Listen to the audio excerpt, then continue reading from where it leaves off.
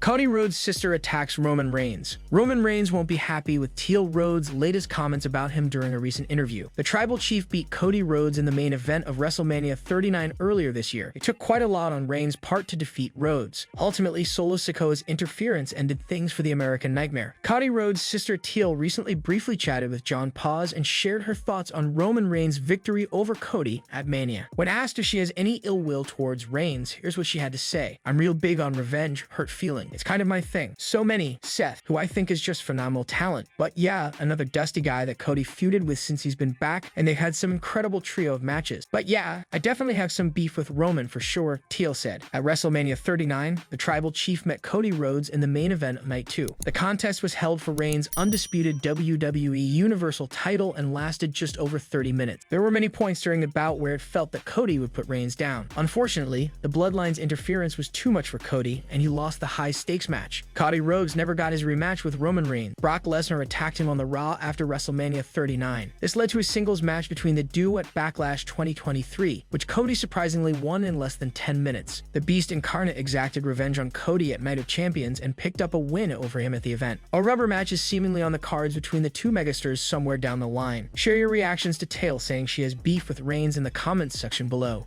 Paul Heyman betrays Roman Reigns at Money in the Bank. A surprising member of the Bloodline needs to make an important decision at WWE Money in the Bank this Saturday. Roman Reigns will be teaming up with Solo Sikoa to battle the Usos in the Bloodline Civil War at the premium live event in London. The Tribal Chief has been unable to forgive the Usos for losing the undisputed Tag Team Championships to Sami Zayn and Kevin Owens in the main event of Night 1 at WWE WrestleMania 39. The Tribal Chief teamed up with Sikoa last month at Night of Champions to try and bring the titles back to the Bloodline, but Jimmy Uso's interference prevented that. The Bloodline is now completely fractured, and one member of the group could change everything at Money in the Bank. Reigns refers to Paul Heyman as the Wiseman and recently told Jey Uso that he can pick his own Wiseman when he becomes tribal chief. Roman Reigns and Paul Heyman have been trying to get Jey Uso to turn his back on his brother by claiming that they have been grooming him as the next tribal chief for years, but it hasn't worked out as planned. The Usos have left Roman Reigns and the Bloodline behind heading into Money in the Bank. Paul Heyman could finally see the writing on the wall and betray Reigns this Saturday. If Heyman leaves Roman's side, Solo Sikoa could decide to do so as well and reunite with his older brothers, the Usos. Roman Reigns has been dominant as champion, but his ego has begun to drive everyone that supported him away. Paul Heyman could potentially put the final nail in the Bloodline's coffin during the Civil War on Saturday. Legendary wrestling journalist Bill Apter recently suggested a very interesting conclusion to the Bloodline Civil War this Saturday at Money in the Bank in London. The Bloodline storyline has captivated the WWE universe throughout its run, and most fans don't want it to end anytime soon. Speaking on Sportskeeda Wrestling's The Wrestling Time Machine, Bill Apter suggested that Paul Heyman should side with the Usos at WWE Money in the Bank and leave Roman Reigns behind. I think and don't know anything about this, it just came through my brain here. Paul Heyman's going to show up after that match with the Usos. He's going to change and go with the Usos. That would be a great way to keep this alive, said Apter. Roman Reigns has barely had to defend his championship as of late, and fans have noticed. It will be interesting to see which WWE superstar steps up to the champion following Money in the Bank this weekend. Which side are you rooting for in the Bloodline Civil War at WWE Money in the Bank? Let us know in the comments section below.